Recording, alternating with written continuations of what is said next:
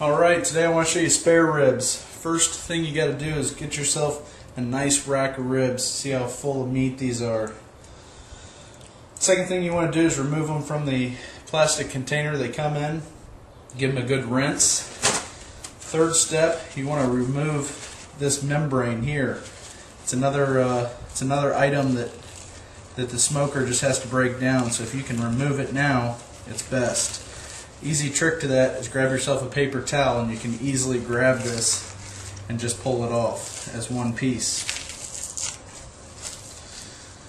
Try to get as much of it as you can. See how nicely that pulls apart.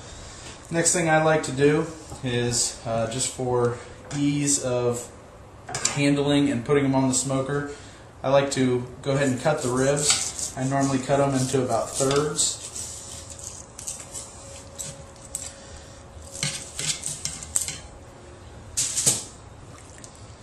And for ease of cleanup, I like to just put them onto a foiled pan.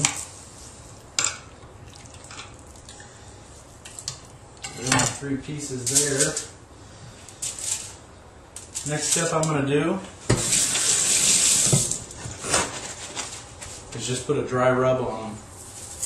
I hit these pretty liberally. It's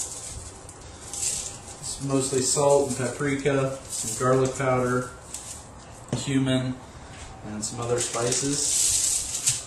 I'm going to get both sides of these, and after I do that, these are going to be ready to go in the smoker.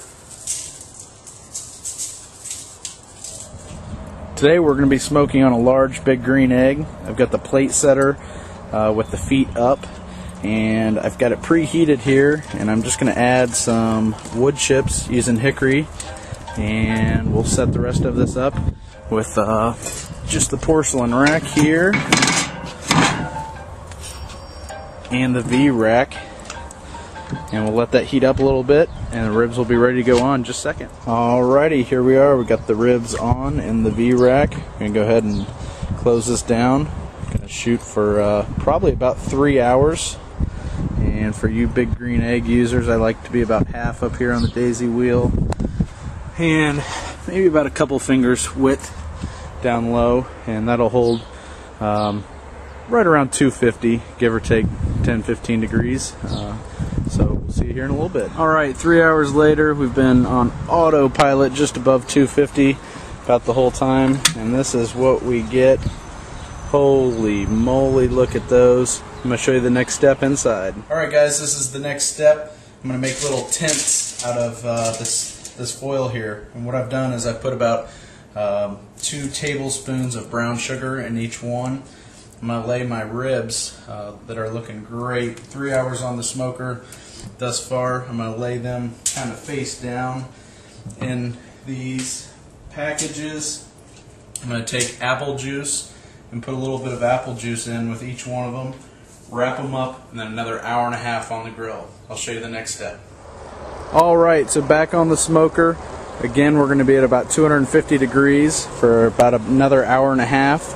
And those ribs will just bake in those tents, and it'll be nice and humid with the apple juice and brown sugar, and they will be great. I'll show you the final product coming up. Alright, here we are. These have rested a little bit. Again, 3 hours on the smoker. Brought them in, put them in the tents with some apple juice and some brown sugar. Went back on the smoker for another hour and a half. And you can see what we're working with there. Just a wonderful, almost like a barbecue glaze. Remember, I have not put any barbecue on these, so this is just purely apple juice and some brown sugar. But you can look at that, how easily these are just pulling right apart, how meaty these things are. And the bones are just literally falling out. So it looks like another successful spare rib recipe. So give us a try at thesmokingegg.com. See you there.